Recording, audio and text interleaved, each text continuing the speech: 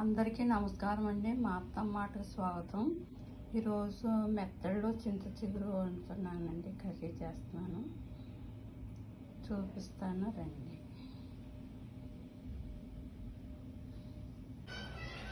ఇదిగోండి మెత్తళ్ళు చేసిన తర్వాత ఇలా ఉంటాయి. ఇదిగోండి, ఇందులో కొంచెం కళ్ళుప్పు, కొంచెం పసుపు,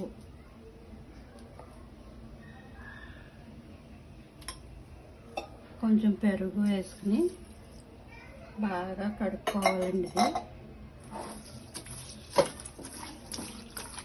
ఇలా అంటే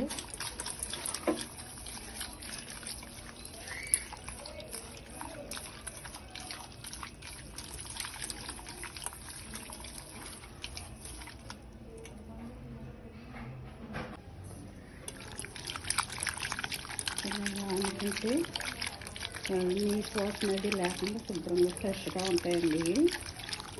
శుభ్రంగా కడుక్కోవాలండి. ఉప్పు, పసుపు, పెరుగు వేసి కడుక్కుంటే నీసు వాసన అనేది ఉండదండి. చేపలు కడుక్కున్న తర్వాత చింత చిగురు కడిగేసుకుని శుభ్రంగా ఇలా వేసుకుని నలుపుకోవాలండి. చేతులను మిక్సీలో వేసిన కుమ్మినా కానీ పేస్ట్ అయిపోతాయి. ఇలా నలుపుకుంటే బాగుంటుందండి.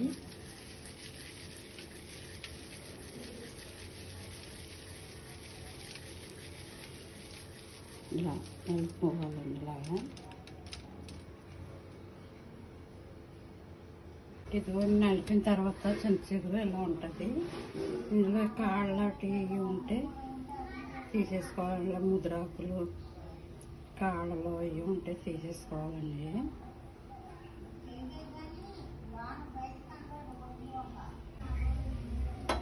పొయ్యి మీద గిన్నె పెట్టుకొని ఇందులో ఆయిల్ వేసుకోవాలండి. ఆయిల్ వేసుకున్న తర్వాత ఉల్లిపాయ ముక్కలు కట్ చేసుకున్న ఉన్నాయి కదండి, ఒక ఉల్లిపాయ కట్ చేసుకుని దోరగా వేయించుకోవాలండి. ఉల్లిపాయ ముక్కలు దోరగా వేయించుకోవాలి.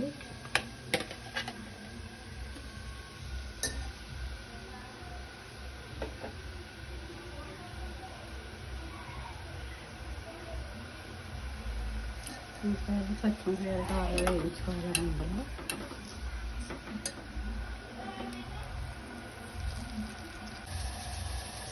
ఇదిగో ఉల్లిపాయ ముక్కలు దోరగా వేగినవి.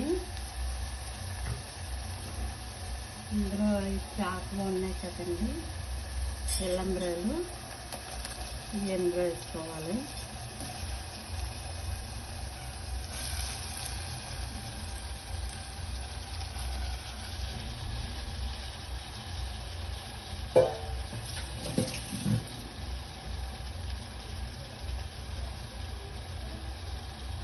అందులో కొంచెం పసుపు, కొంచెం కారం,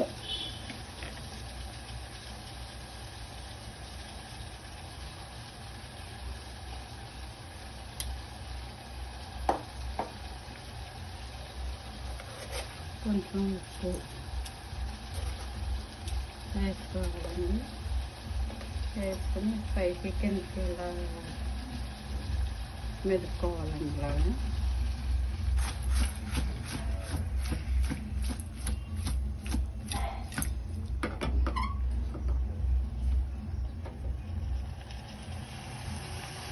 కాసేపు మగ్గనివ్వాలండి. ఇలాగా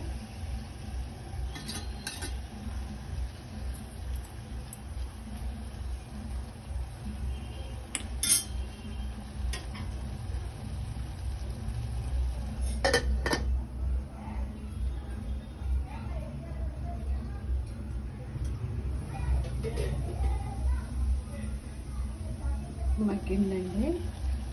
కొంచెం వాటర్ వేసుకోవాలి. ఎక్కువ వేసుకోకూడదండి, చేపలు కదండి పేస్ట్ అయిపోతాయి. సమానంగా వేసుకోవాలండి వాటర్.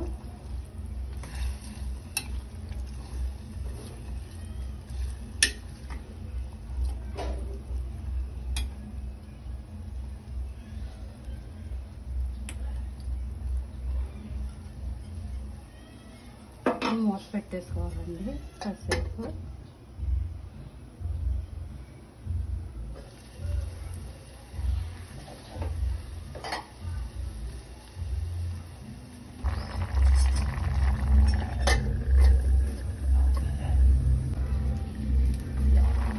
చేపలు ఉడికియండి. ఇప్పుడు చింతచిగురు వేసుకోవాలి. నడిపిన చింతచిగురు ఉంది కదండి, ఇలా వేసుకోవాలి. ఎక్కువసేపు గరితో కదపకూడదండి. ఇది కలిపితే చిన్న చేపలు కదా పేస్ట్ అయిపోతాయి. ఇలా చింతచిగురు వేసేసి కాసేపు మూత పెట్టి ఇలా స్లోగా ఉడకనివ్వకపోయిందండి.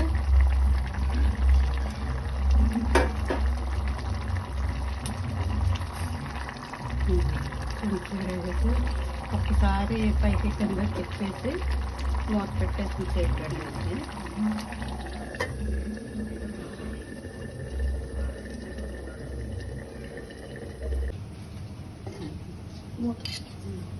అయిపోయిందండి. చింతచిగురి మెత్తల్లో ఇల్లంబరాలు ఇంత చిగురు ఇల్లంబరాలు రెడీ అయిపోయింది. ఇంకేనండి, ఒకసారి ట్రై చేసి చూడండి.